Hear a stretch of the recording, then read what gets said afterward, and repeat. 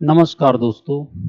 आइए हम लोग इंडियन ज्योग्राफी के संदर्भ में इंडियन सॉइल भारतीय मृदा के बारे में अध्ययन करते हैं। क्या है, जैसा कि आप देख रहे हैं,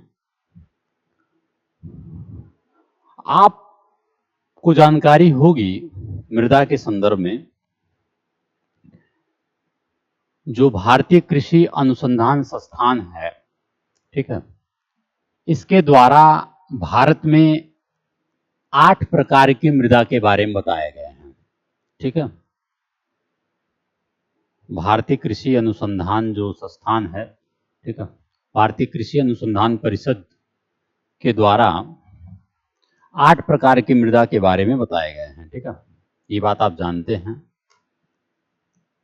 अब ऐसा है ना कि आप जानते हैं स्थल मंडल होता है, स्थल मंडल पे जो मृदा की मिट्टियों की एक पपड़ी है, ठीक है, जो बहुत सारे बारीक चट्टानों से मिलकर बना होता है, और इसको बनाने में आप जानते हैं कि जलवायु एक प्रमुख फैक्टर है, मौसम, वर्षा, वनस्पति, ये सब एक प्रमुख फैक्टर है। बहुत एक अवधि के दौरान ये निरंतर प्रक्रिया चलती है और मृदा का निर्माण होता है। ठीक है, तो इस आधार पे हम 8 प्रकार के रूप में है। सबसे बड़ी जो विस्तृत है भारत में, ये जो उत्तर का जो मैदान है, ये बड़ी श्रृंखला में, इसमें आप देखेंगे जलोढ़ मृदा है। फिर आप इधर देखेंगे तो फिर काली मिट्टी है, एकदम महाराष्ट्र के क्षेत्र में। ठीक है, इधर आप देखेंगे लाल मिट्टी है, बहुत ही बड़े पैमाने पर। ठीक है, लाल मृदा है। तो ऐसे आप कई प्रकार की मृदाओं के बारे में अध्ययन करते हैं। आइए थोड़ा सा देखने का प्रयास करते हैं। तो जैसा कि आपको हमने बताया कि व्यापक तौर पे भारतीय कृषि अनुसंधान परिषद ने भारत में classification of soil in India को 8 प्रकार से बांटा है। आपको हमने बताया मिट्टी के बारे में, और जलवायु और वनस्पति इसका प्रमुख कारक है। जैसा कि आपको हमने बताया, जलवायु सबसे महत्वपूर्ण कारकों में से एक है इसे विकसित करने में, मृदा को सॉइल फॉर्मेशन में। ठीक है, ये आपने देखा। अब हम लोग बात करते हैं जलोढ़ मृदा के बारे में।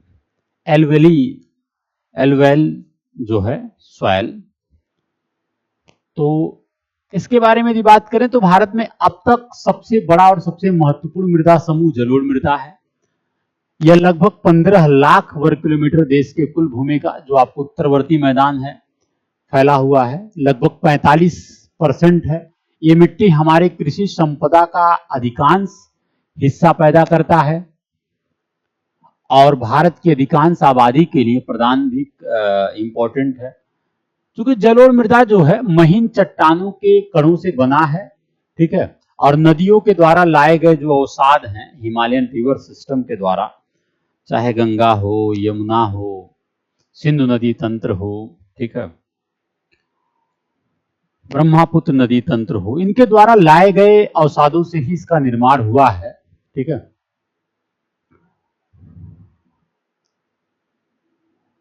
और इस मृदा में आप जानते हैं कि नाइट्रोजन, फास्फेट और ह्यूमस की कमी होती है।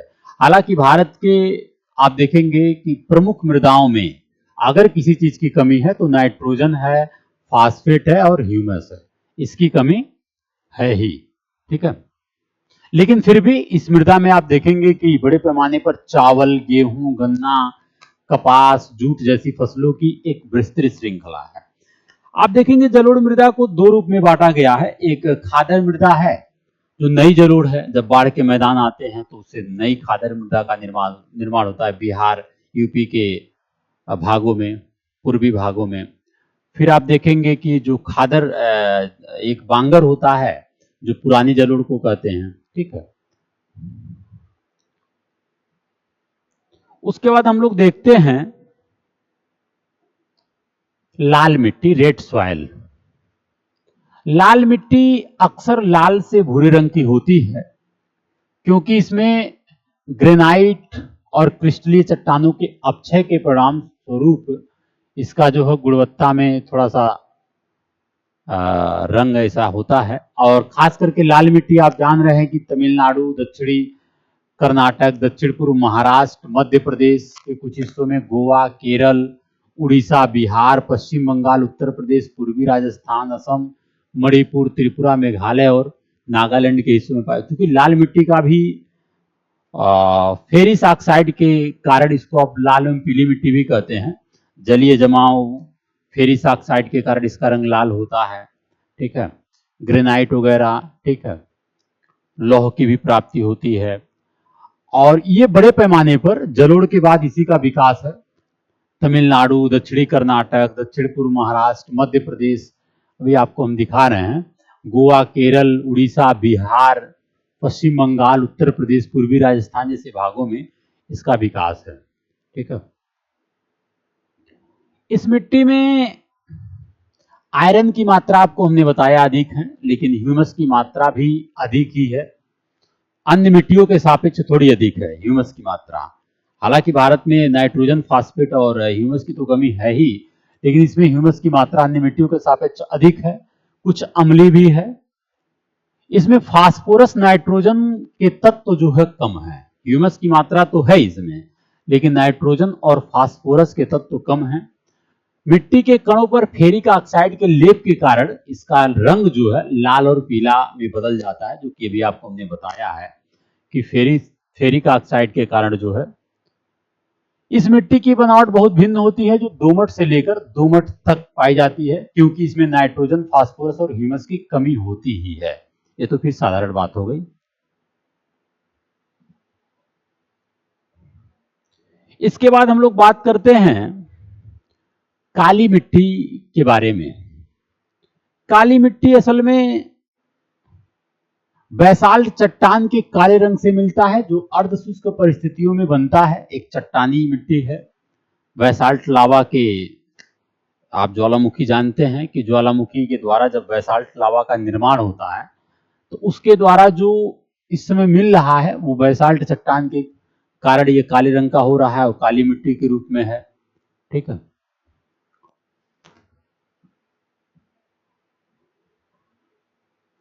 दक्कन और राजमहल, झारखंड में पहाड़िया जो क्षेत्र है, तमिलनाडु में पाए जाने वाले लौह, ऐसे जो क्षेत्र है काली मिट्टी के लिए जिम्मेदार है। ठीक है, काली मिट्टी कपास की उत्पत्ति के लिए महत्वपूर्ण है। इसके साथ साथ आप जान रहे हैं महाराष्ट्र में भी इसका विस्तार है, और गुजरात में भी है, तमिलनाडु में भी है। ठीक है, मुख्य रूप से महाराष्ट्र, मध्य प्रदेश, आंध्र प्रदेश, उत्तरी कर्नाटक, गुजरात में है। ठीक है, अभी हम आपको मैप के माध्यम से भी दिखाएंगे ये चीज। देखिए यहाँ पे है, ये जो आपको मैंने काली मिट्टी की बात किया है, ब्लैक सॉइल, ये रहा ब्लैक सॉइल, ये देख रहे हैं ना, महाराष्ट्र, गुजरात, तमिलनाडु, ठीक है, उत्तरी कर्नाटक, ऐसे भागों में है। ठीक है, नेक्स्ट है लैटेराइट मिट्टी। नेक्स्ट क्या है? लैटेराइट मिट्टी। लैटेराइट एक प्रकार की चट्टान है जो केवल भारत जैसे उष्णकटिबंधीय क्षेत्रों में पाई जाती है, जहां की जलवायु बारी बारी से गीली और शुष्क होती है। क्योंकि आप जानते हैं लैटेराइट मिट्टी का विकास जहां पे भारी वर्षा होता है, जो वेस्टर्न घाट जैसे क्षेत्रों में, फिर आप देखेंगे कि मेघालय जैसे क्षेत्रों में भी निर्माण हुआ लैटेराइट मिट्टी का, भारी वर्षा जैसे क्षेत्र में होता है। ठीक है, और इसका कारण है निर्माण होने का भारी वर्षा और उच्च तापमान के कारण मिट्टी लोहे और एल्युमिनियम ऑक्साइड में समृद्ध हो जाती है, जिससे सिलिका की मिट्टी पूरी तरीके से नष्ट हो जाती है। धीरे धीरे उसमें से सिलिका जो मिट्टी होती है वो धीरे धीरे नष्ट हो जाती है, भारी वर्षा और टेम्परेचर की वजह से। कहाँ पे पाई जाती है? कर्नाटक, केरल, मध्य प्रदेश, महाराष्ट्र, उड़ीसा, असम और तमिलनाडु राज्यों में पाया जाता है। केरल का स्थान आप जान ही रहे हैं, वेस्टर्न घाट। मध्य प्रदेश, महाराष्ट्र, तमिलनाडु राज्यों में पाया जाता है, असम में भी पाया जाता है ये। ठीक है, ये बात आपको ध्यान रखना है। यह जो मिट्टी है यह काजू, रबर, चाय और कॉफी जैसे बागवानी फसलों के लिए महत्वपूर्ण है। इंपॉर्टेंट बात है कि यह मिट्टी काजू, रबर, चाय और कॉफी जैसी बागवानी फसलों के लिए इंपॉर्टेंट है।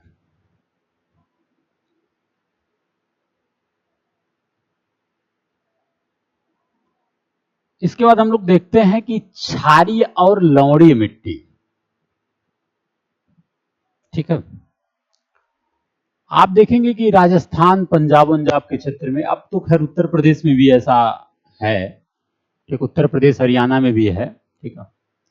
आप देखेंगे क्षारीय और लवणीय मिट्टी जो है राजस्थान, पंजाब, उत्तर प्रदेश, हरियाणा, ठीक है, गुजरात और महाराष्ट्र में लवणीय और शुष्क और अर्ध शुष्क मिट्टी पाई जाती है। ये मिट्टी अनुपयोगी है, रेतीले से दोमट से रेत तक बनावट में इसमें नाइट्रोजन की कमी है, ठीक है, और जिसके परिणाम स्वरूप ये जल धारण की क्षमता कम रखती है, ठीक है। तो ये रहा, आपको मैं एक नजर दिखा दूं कहां कहां कौन सी मिट्टी पाई जाती है, क्योंकि ये इंपॉर्टेंट है दिखाना। आपको एक नजर जो है, लाल मिट्टी हो गई, लैटराइट मिट्टी आपको जो हमने बताया है, ठीक है, वेस्टर्न घाट के तरफ ही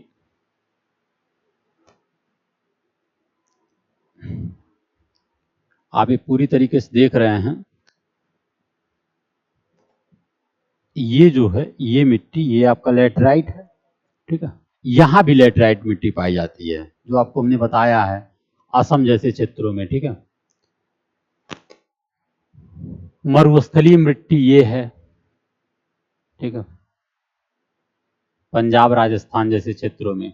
पर्वतीय मिट्टी जो ट्रांस हिमालय का भाग है, इधर पर्वतीय मृदा पाई जाती हैं। फिर इधर भी आप देख रहे हैं पूर्वांचल की पहाड़ी की तरफ, ठीक है।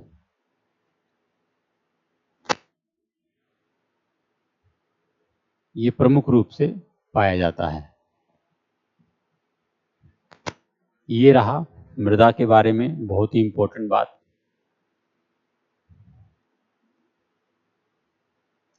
अब थोड़ा सा हम लोग बात करते हैं कि भारतीय मृदा की समस्याएं क्या क्या है, problems of Indian soil. Bharat की मिट्टी के सामने सबसे गंभीर चुनौती मिट्टी का क्षरण ही है। जो क्षरण की प्रक्रिया है वो है, चूंकि मिट्टी के पाषाणीकरण, क्षारीकरण और लवणीकरण के साथ साथ मिट्टी का कटाव, ऊपरी मिट्टी का जो नुकसान है, ऐसे कारणों के उदाहरण है जो मिट्टी की गुणवत्ता में कमी का कारण बन रहे हैं। भारतीय मिट्टी की प्रमुख समस्या है। प्राकृतिक और मानव गतिविधियां दोनों ही मिट्टी के क्षरण में योगदान देते हैं। इसमें तो मानवीय गतिविधियां ही इंपॉर्टेंट है, ठीक है। इसके साथ साथ आप देखेंगे प्राकृतिक कारणों में मूसलाधार बारिश, चलती नदियों, ग्लेशियरों, हवा और अन्य प्राकृतिक शक्तियों के कारण मिट्टियों का क्षरण होता है, जिसके परिणाम स्वरूप मिट्टी खेती के लिए अनुपयोगी हो जाती है। मानवीय कारकों में वनों की कटाई, अतिचारण, जो चराई है, स्थानांतरण खेती भी है, खराब खेती के तरीके, नदियां और औद्योगिक उद्देश्यों के लिए ऊपरी मिट्टी को हटाना, मिट्टी के कटाव, ये सब मुख्य कारण है। भारत की समस्या है मिट्टी का। जय हिंद।